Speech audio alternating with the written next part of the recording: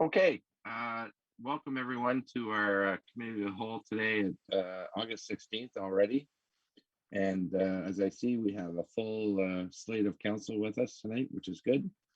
And I see that CoW Morris is with us. And if you'd like to CoW Morris identify staff that are also present tonight. Yes, certainly. Thank you, Mr. Chair. So we have with us Director Costello, Director Manhire, our new Manager of Economic Development and Tourism, Julia Crowder, and we have Carl Grenke with us, our planner, and of course, Nadine Bennett, our Deputy Clerk. Okay, great. Thank you very much.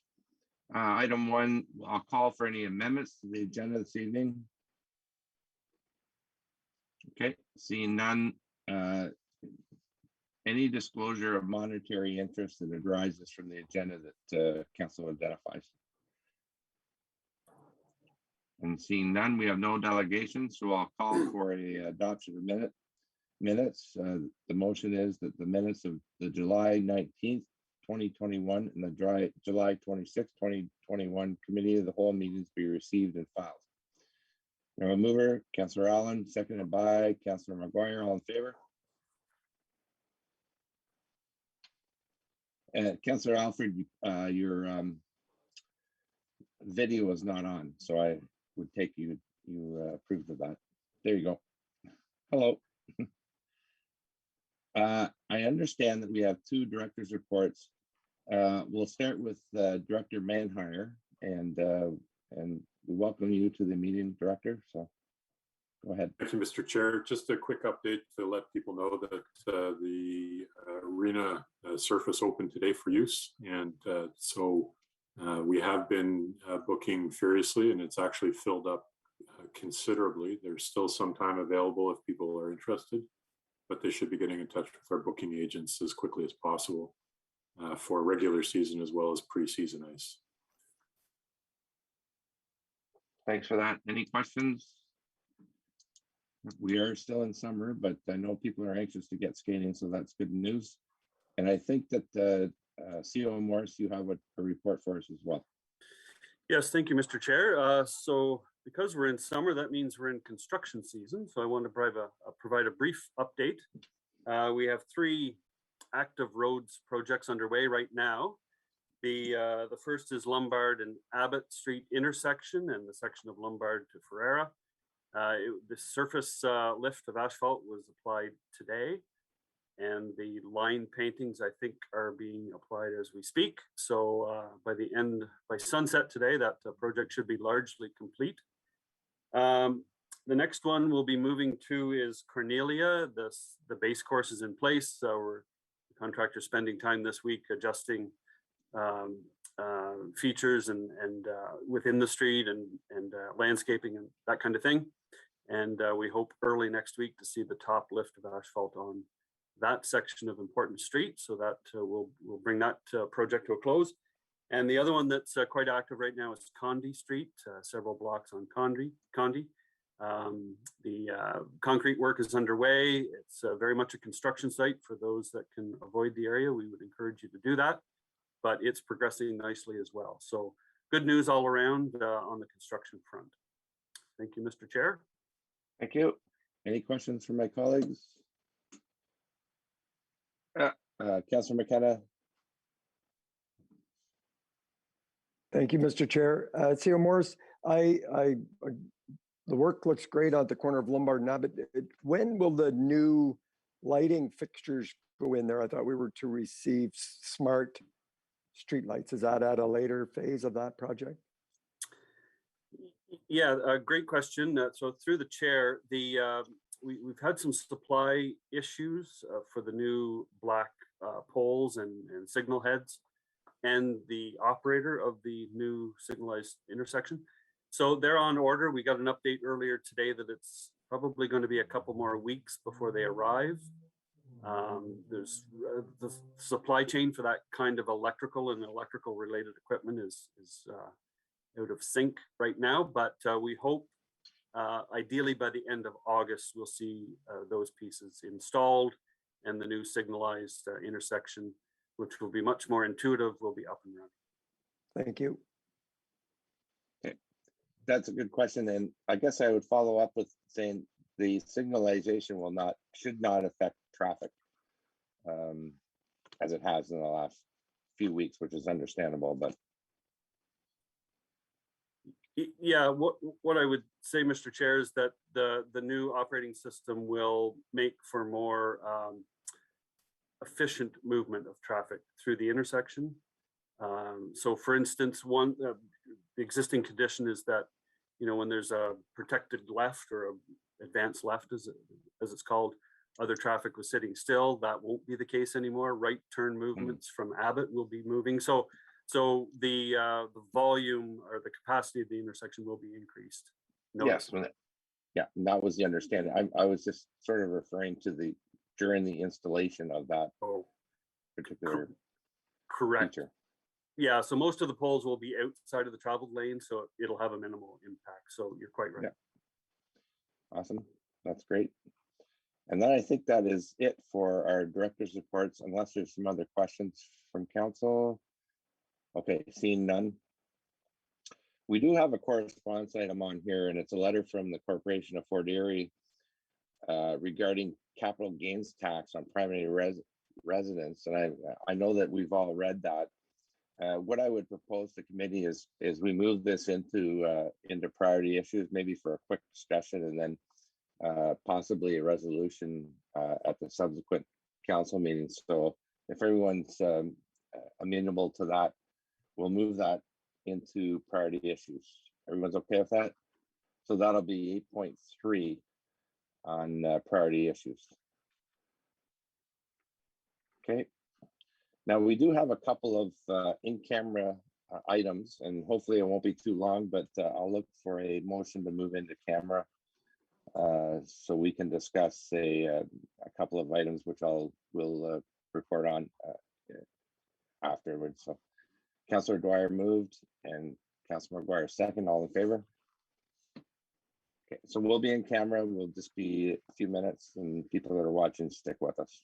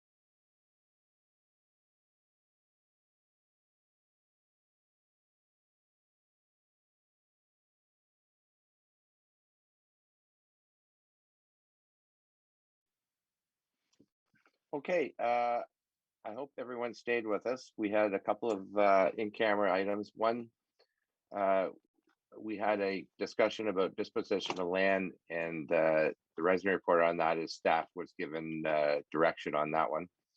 And also we had a issue about personal issues about identifiable individuals, and that will be brought forward at our council meeting after this, and will be addressed at that time. So we're going to move on now to priority issues.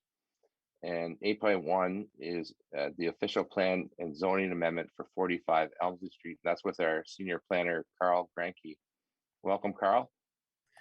Good evening, Mr. Chair. Good evening, Council. I'm presenting for Council's consideration a proposed zoning and official plan amendment application to accommodate a residential development on the fringe of the downtown core on a 3.1 acre property that previously contained the Smith Falls Community Hospital South Unit site. The developers, Lapine, have undertaken several other multi-residential projects in Ottawa, as well as more recently in several smaller communities in Eastern Ontario, and this is their first project in Smith Falls. As noted in the report and the application documentation, Lapine proposes to construct a single building, roughly L-shaped and parallel to the Elmsley and Thurber frontages, consisting of 132 one and two bedroom rental units built across 4 levels. The upper levels will have balconies, with the lower level having ground level patios. A bottom level consisting of indoor parking as well as a lobby entrance and amenity area will be accessed through Elmsley Street with a lay-by on Thurber, whereas changes in the grade will result in just 4 residential stories presenting to McGill Street. This evening, Council is being asked to consider the requisite official plan and zoning policy to accommodate the principle of the development. The developers have also applied for site plan approval to accommodate the technical design details of the development. However, that process would depend on the outcome of the zoning and plan amendment applications. If these are approved, the site plan would be subject to council approval later on. As noted in the report, in August 2020, the Planning Advisory Committee hosted a public meeting to consider a zoning amendment application submitted by the proponents to rezone the subject property from its current mixed-use commercial zone to a residential special exception 6 zone, whereby the exceptions allowed for an increase in height and density above what was permitted in R6.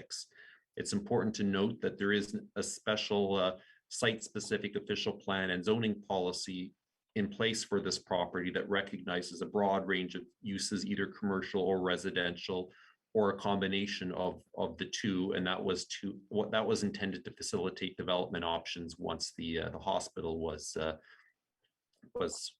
decommissioned and eventually demolished. Since that meeting, staff and the developers discussed the implementation of the community amenities proposed by the applicants to leverage the increased height and density proposed by this application. The developers also undertook more detailed design work that identified a few other areas of zoning relief that would be required to accommodate development in this configuration and placement that they wanted. This necessitated a text amendment to the design provisions of the special OP policy and further amendments to the proposed R6 zone. To that end, the OPA and revised zoning applications were submitted to the town in May, and in June, the Planning Advisory Committee hosted a second public meeting. For notification purposes, this was treated as a new application, and full circulation to abutting property owners and agencies was undertaken. There is no public participation at the second virtual public meeting, and written feedback associated with the revised zoning and new OP proposal was not received. The applicants were represented at the meeting by their consultant planner, and they answered several questions by PAC members, and the discussion focused primarily on landscaping and buffering of the Chambers Street rear yards. The PAC subsequently adopted a resolution recommending that council approves both applications. The staff recommendation concurs with the PAC recommendation. The report provides broader detail about the evaluation of each of the specific zoning points for which they're seeking relief. But broadly speaking, staff are in agreement with the comments from the applicant's consultant planner that this area is an area suited for high density residential development, as the location functions as a gateway into the downtown core, introduces a significant new stock of residential units within walking distance of the services and amenities downtown, pulls back development from adjacent lower density residential lot lines. This beyond what the zoning would otherwise require, and is adjacent to a designated targeted growth area on the other side of the arterial street. From the servicing and transportation information presented and reviewed, the development can be adequately serviced by the existing infrastructure. While the application does seek council's approval to accommodate the visitor parking in McGill, this layout has been supported by the Public Works Department. However, it does, of course, become very important to ensure proper landscaping and buffering provisions through the site plan process to minimize any visual impacts on surrounding communities. As noted in the report, the density bonusing provisions of the OP, which implement enabling legislation set out in the Planning Act, allow the town to leverage community amenities in exchange for increases in height and density. The OP sets out a number of acceptable amenities in terms of either public or private built enhancement services or accommodations. And in this case, the developer proposes several benefits that are provided in the plan. So one, the off-site pedestrian improvements in the form of the sidewalk on this side of Thurber, recognizing the increased density development on this block of this local street and provide safer access to the nearby school. The OP provides for the provision of energy conservation and environmental performance measures. In this case, the developers are proposing a number of these, including a green roof to cover much of the parking area, energy efficiency, 30 to 40% better than the standards required by the building code, and electrical vehicle charging connections on demand, which exceed current municipal requirements, and a number of other items, as well as a fairly significant planting plan featuring native tree species. The developers have and propose brochures outlining this and use those as examples. So, and also the provision of a small public resting space in their front yard on Elmsley with benches, landscaping, and a small looped path. The developer proposes to retain the existing mature trees along Elmsley, including a number of sugar maples. While bringing development close to the front lot line is often desirable from a streetscape perspective, it's reasonable to pull it back in this instance as it's an exclusively residential development, and also the protection of the mature tree canopy close to the downtown core is a public good as well. And that creates this opportunity for a small public facing space. Separate from that, the developer also seeks an exception to the zoning bylaw requirements to provide an equipped children's play area, taking up a total of 4% of the size of the property. This is important to note that this requirement is not for a public park, but rather for a private amenity space specifically for the users of this building. And the intent of the bylaw is, of course, to emphasize the importance of creating value-added amenity space. In place, the developers propose to contribute funds to the town's parkland reserve to accommodate more immediate and urgent improvements to an existing public park, and propose that the funding be equivalent to that 4% value of the land. While the administrative details still need to be ironed out with the Community Services Department, the department has indicated that they're open to this proposal, and with the Parks and Recreation Master Plan nearing completion, they find that the timing is excellent to have that conversation and identify some spaces.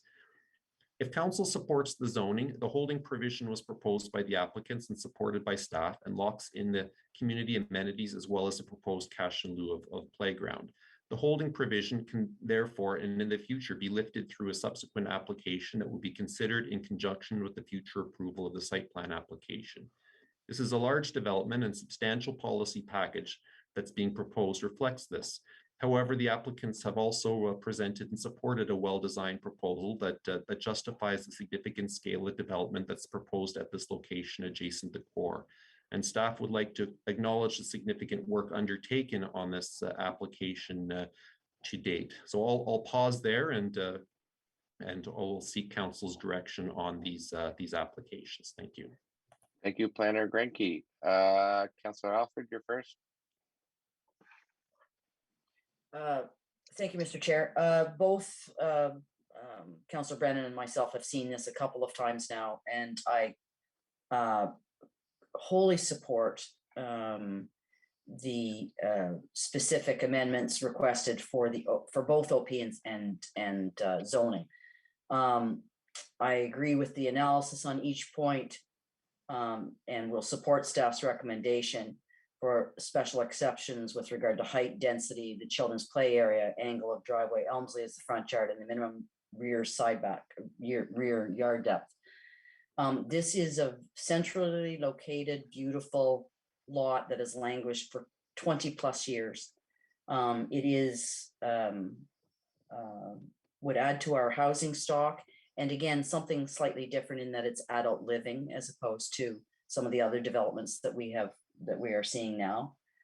It provides choices for those who are downsizing and want something of that nature. So I think both the Lapine Group and our staff have worked extremely hard to get it to this point.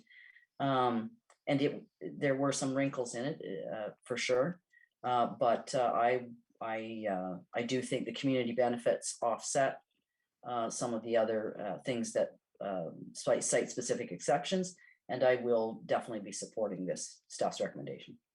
Thank you for that. Councillor McKenna? Yes, thank you, Mr. Chair. I too am supporting both the zoning and the official plan changes and the recommendations of staff.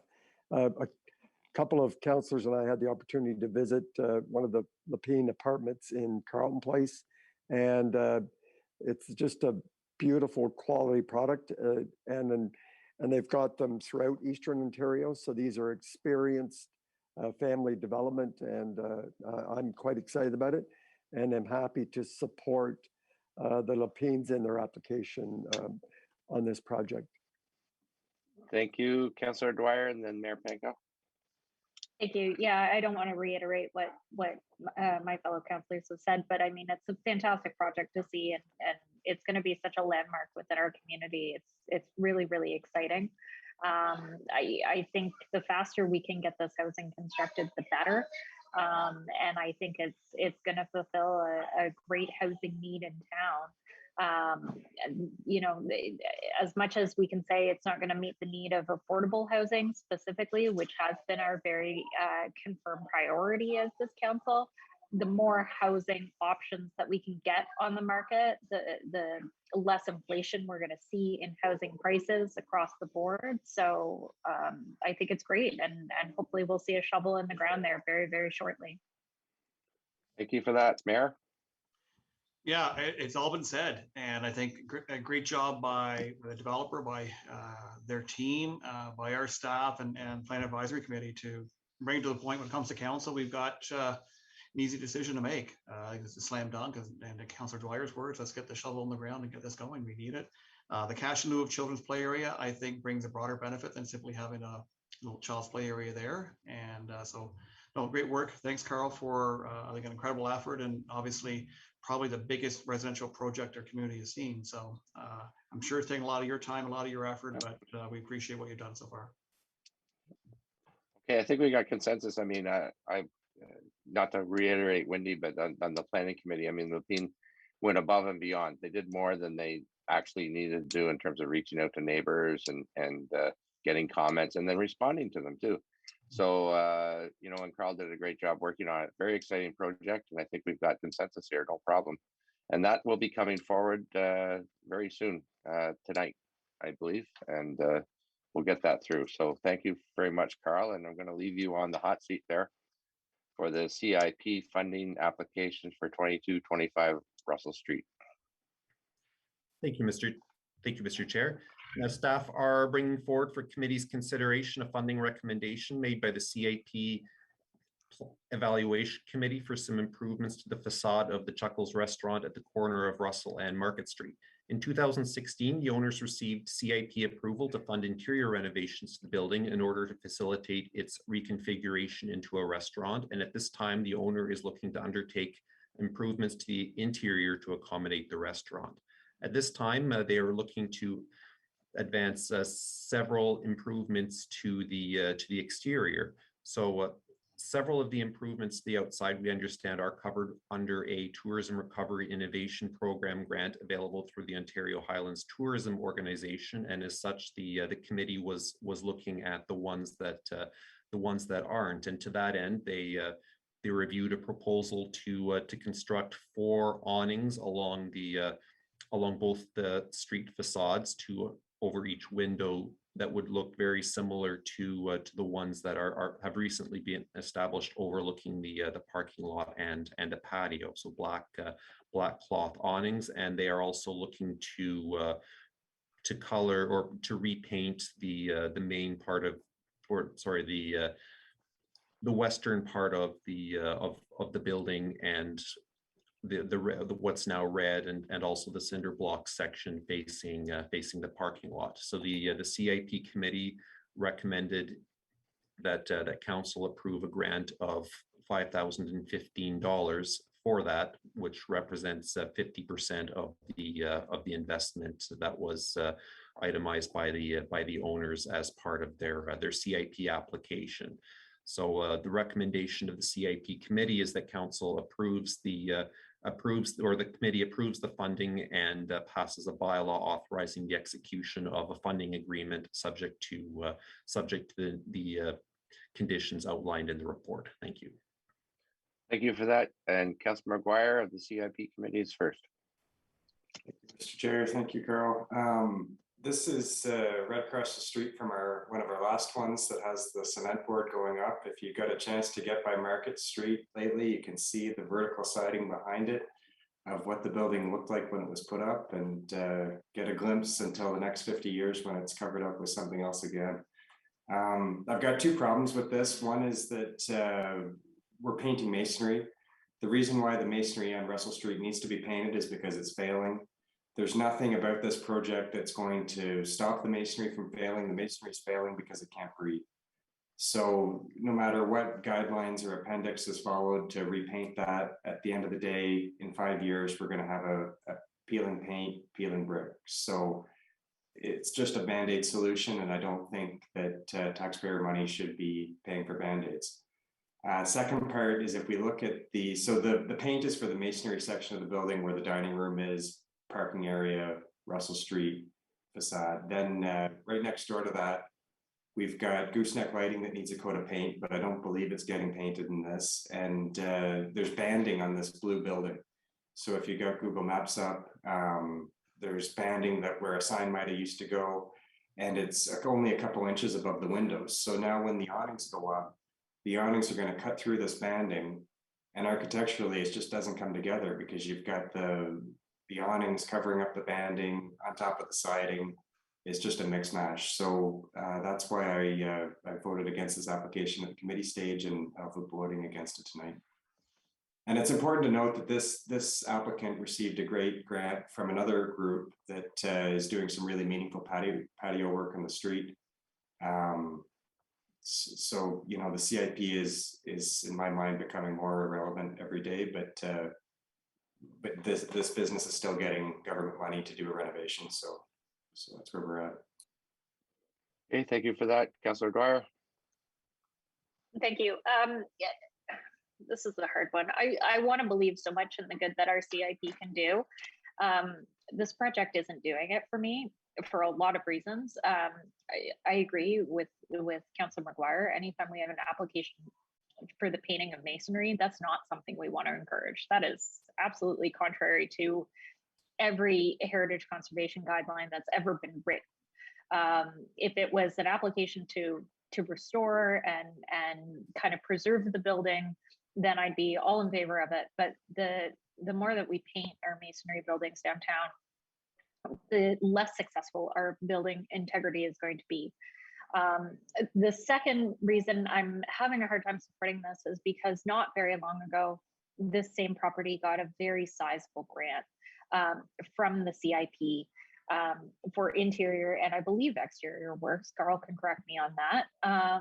But I have a hard time giving additional grant funding again to the same property to change the flavor of a building when 5 years ago it got grant funding to do virtually the same thing.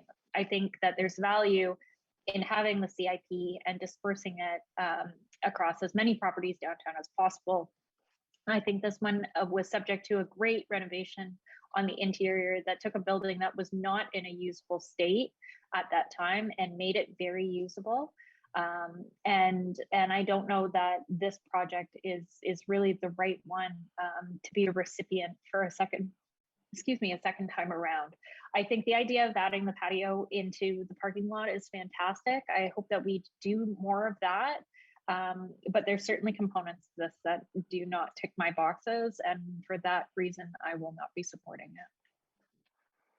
it. Okay, thank you for that. Any other comments, Councillor McKenna?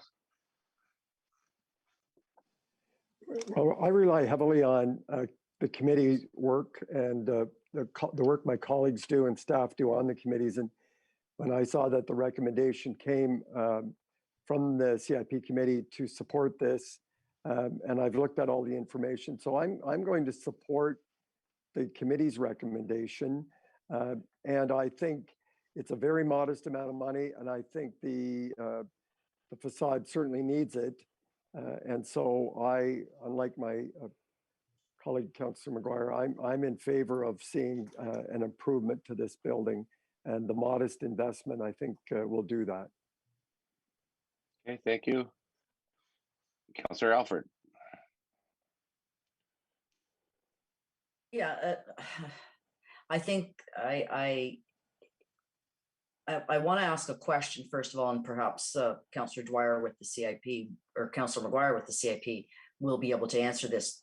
So, Mr. Chair, I thought we had discussed previously that the criteria for CIP was going to be overhauled and that things would be more detailed in terms of what how applicants would qualify for this. And I don't know if that work has been done or what the timeline on that work is. I have not heard that that has been done. And I am,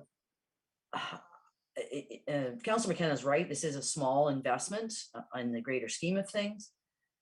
But I feel like Councillor McGuire, who is an esteemed colleague here at Council, has raised the flag multiple times on how some of these projects or what we should be requiring on some of these projects.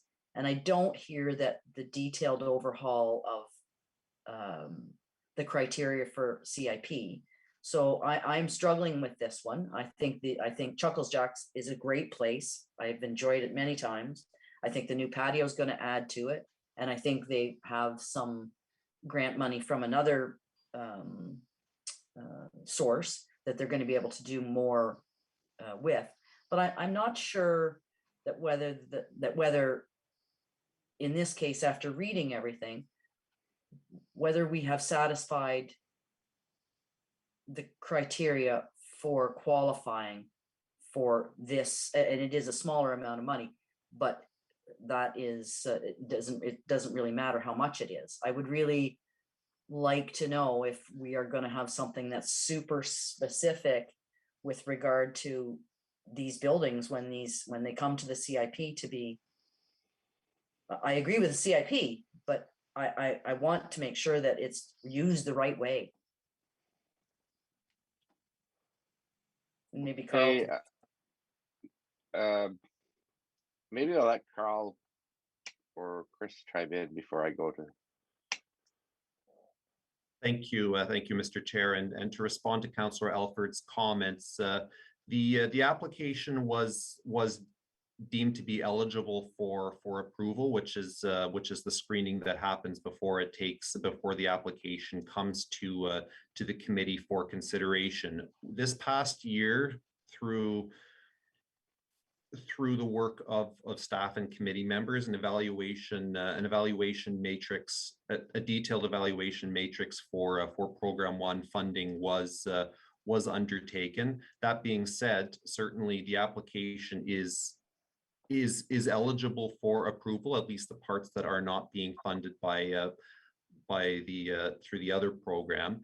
Though ultimately the decision on funding individual applications always rests with council, and certainly I can advise that there was very rigorous discussion on this particular application before the committee came to its recommendation. The staff are in the final stages of presenting of finalizing the broader CIP program review, which has also been worked on very closely with the planning coordinator and others, just to take a broader look at the effectiveness of the CIP, and there will be recommendations presented to the CIP committee and then to council on that shortly. I did review I did look at the earlier notes, and yes, there was significant funding, or roughly $18,000 in funding under Program 2 for the interior renovations a number of years ago. And from what I can tell, there was discussion about a subsequent Program 1 facade improvement, but it doesn't seem that application eventually ended up happening. So the Program 2 funding that was approved does not disqualify the Program 1 funding here. However, of course, the discretion always is up to council as to the appropriate allocation of the resources. Okay, thank you. I got Mayor Panko, and then I'll get you back to you, Wendy, unless someone else. I mean, I recognize we've got lots of money in this year's budget to potentially support this, but I have to agree with some of the comments I've heard.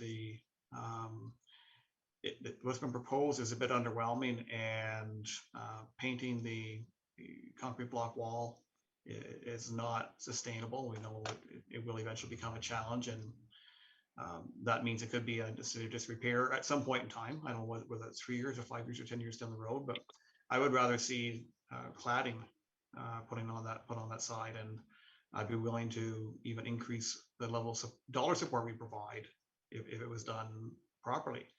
So I mean, I love the patio work and stuff that's happening that's not being funded by us, and I like to see I like to look at some of the renderings, and but really I can support the awnings. I think they make a nice addition and will add benefits to the overall building. But I don't think it makes sense for us to contribute to paint that wall. And so at this stage, I would suggest either we go back to the owner, see if they're, from my opinion, willing to look at another alternative for cladding on that, I guess, the west wall. If not, I can't support the full application. I would simply support our share of the awnings. Okay, thank you. Councillor Dwyer, and then Councillor Alfred. Sorry, I missed you. Thanks. I appreciate Mayor Panko's comments. I really, really do. And I hate to sound like a broken record, but I think I'm going to go back to what Councillor Alfred said, which is that we've had this discussion time and time again about the fact that clearly the applications that are coming forward to council are raising some ire. And as much as it's great to see these applications, we really do appreciate them. I feel like once again we're finding ourselves designing on the fly, which is A, not our job as council, and B, is the best way to design a camel when you're trying to get a horse. The more we toss ideas around, the more convoluted this process is going to get to the applicant. This is something that should have been dealt with by staff before it even got to the committee, quite frankly. So if the system is not working, if something is wrong, that we don't have the right people looking at the application early to make good design choices based on basic principles of good design and construction, then perhaps we need to look at a fundamental change to how we're running this program, because I feel like every time we get an application through the CIP to us, this is the same conversation again and again. So I'm happy to support Sean's recommendation that we send this back to staff. Staff negotiate with the proponent about something that fulfills the objectives of the CIP, and then brings it back to the committee. But I'm really hoping that perhaps staff can take a look internally at what our messaging on these projects has been, so that we can not waste the time of our applicants. I mean, I'm sure this application was filed weeks ago. We're coming up to what is almost the end of summer. They're not going to be able to paint a building soon, or not paint a building soon. This is not the type of efficiency that I would like to see. Thank you, Councillor Alfred, then Councillor McKenna, and then Councillor Allen. Yeah, and I'm going to say that I think staff needs better policy. I don't think I don't think you can put this on staff. But I think that we need the CIP committee, or first council and then the CIP committee needs better policy, more exacting policy than they have currently. I also will say that when you only need a 53 to score, that may be too low. That bar may be too low. So I can't, I won't support this one, but I do think the proponent, namely Chuckles Jack, needs to know very clearly what the expectations are, and that's in the policy of the CIP, not at the staff level, but Yeah, respectfully, through the chair, I mean, if we need better policy, then write better policy. We're still talking about this 12 months later. Okay, Councillor Allen had her hand up, and then Councillor McKenna put his hand up again. It's my turn? Is that what you meant? Yes, it's your turn. Yeah, this building, Sean and Jay and I remember this building because when it was first brought to us, the addition hadn't been changed. And I personally think it's way over time for this building to be look like a unified building that makes sense. And I don't mind the drawings of it. However, having listened to Mayor Panko's comments, I'm thinking maybe we do need to look at something better than the paint. However, if you look at the guide that was brought forward, I can't think of what it's called now, but it was the one that was going to guide CIP and downtown decorating and colors and so forth. In there, it talks about masonry painting and how effective it will be. And it doesn't talk about it not lasting a long time. And I'm not debating that. I'm just saying it was in that.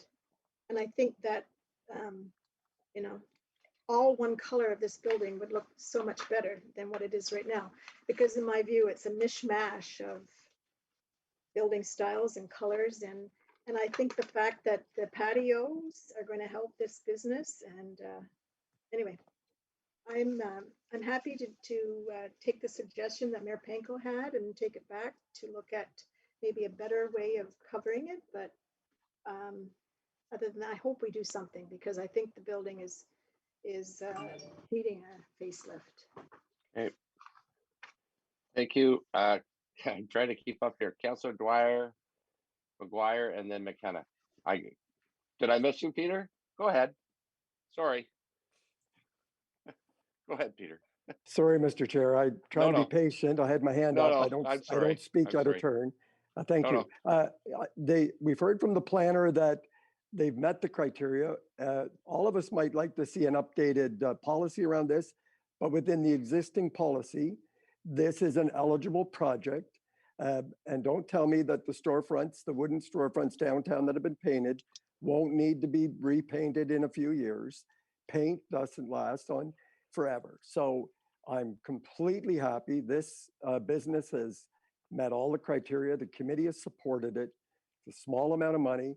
Put the policy and the upgrading of this CIP to another discussion, but with the current regime, they went through it. The committee supported it. It is eligible, and we should just proceed and take our wish list on how we'd like to see an improvement to another conversation. Okay, thank you for that. Now I have Dwyer and then McGuire. So if I'm wrong, you spoke already, Nikki. Chris. Thanks, Mr. Chair. I'm going to try to share my screen here if I can. Okay, so the first thing to clarify from the meeting, can everybody see that? No, can't see it. Sorry. Now you can. Just a point of order, Mr. Chair. I'm not sure. Point of order, Mr. Chair. I'm not sure this is appropriate for council members to start bringing forward their own slides. Well, I'll ask committee if they're amenable to it. I think that would be the procedure. Just is everyone okay with the sharing of the Mayor Panko? Oh, I agree with Councilor McKenna's position on point of order, but I guess I'll I will consent to. I'll move with the consent of the committee. I mean, I'm fine with it. So it's a good point of order, valid. It's out of the norm, and we need to get a consensus if we want to do it. So is everyone okay with it? Okay. Show of hands, yes. One's not. Before, okay, go ahead. So, so I think this will just be helpful to picture it. All right, is that there? So the cloth awning that's been proposed is the same as the sign here. So you can picture this and just paste it down right here. And you can see how with these windows above, the banding, it doesn't fit. To address the point on paint needing to be replaced, that's true, but we have the substrate failing here. And that's a job that the CIP would be really useful to attack. The third clarification is that the painting's only for the masonry section. It's not for the blue section. So there's still going to be a distinguishing difference of colors between this area and this area.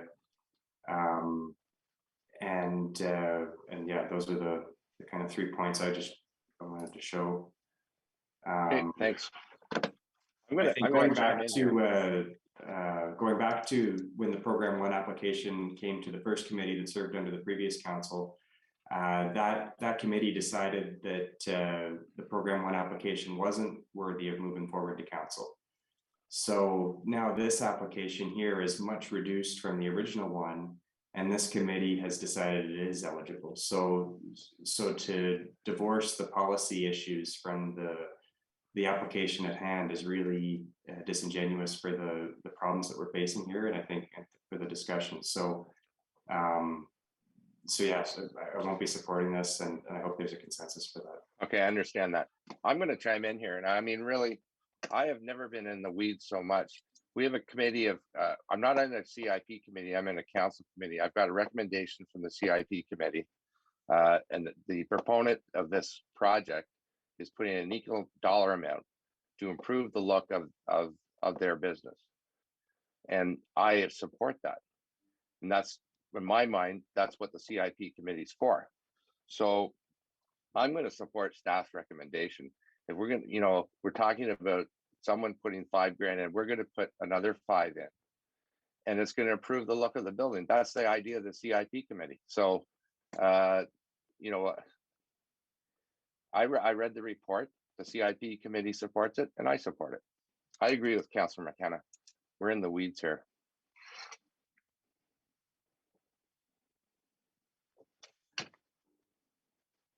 Anybody else? So I guess I'll do a straw vote for supporting the staff recommendation for the facade or the improvements to that particular building. I'm going to ask for a raise of hands. Okay, opposed? Okay, so that's not been carried. Yeah, Councillor Dwyer. So can I make an opposing motion then to move this forward as an action item to give staff direction? I think that we could do that. I think maybe we could ask to take that back to staff and come back with a revised motion from the CIP committee. Mr. Chair, I'm just afraid that we're going to lose at least 2-3 weeks here. I believe respectfully that I think Mayor Pankow had made a contrary recommendation that I think there was consensus on, if I'm not mistaken. Yeah, you could. I'll go to the mayor to reiterate that. Well, what I would suggest is staff can connect again with the owner, the proponent, to discuss what has been discussed tonight, to see if they can refine the application to the point that would satisfy committee to move ahead with the sound improvements on this building. Okay. The other option in the report states that we pass a resolution for for the release of some, but not all of eligible funds as directed by council. So I imagine that would be the awning. Councilor McGuire? My understanding is the straw vote was to not grant any funds. So are we backtracking now, or what's the?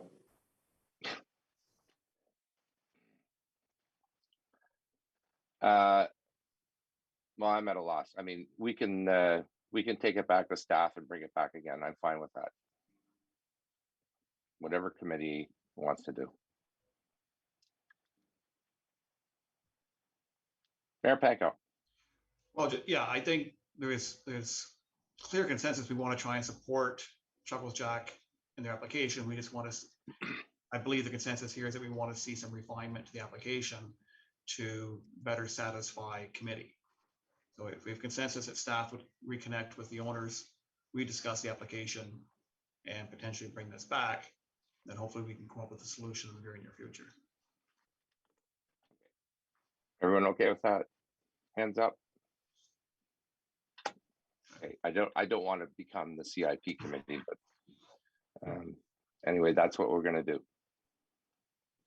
Councillor Alfred? Yeah, just for the chair, it also, one of the recommendations is that council direct staff to ask for modifications to the application to better align with the intent of the CIP program. Yeah, that's what we're doing. So Agreed. we're picking 3. Yeah, number 3. So that will not come forward tonight, and that'll come forward at a later date. Agreed? Okay. Good. We're at adjournment. I need them. Oh no, I'm not. Sorry, I've got 2 more. 8.3 we added. It was the correspondence that we got about taxing capital gains, and I think that I think Mayor Panko can speak on this, and then hopefully we can move it forward at council. Sure. This had come to committee before, and we had bounced it to the Housing Advisory Committee for the discussion and potential direction. There was some discussion at a recent Housing Advisory Committee meeting, but no real decision on any direction it wanted to take.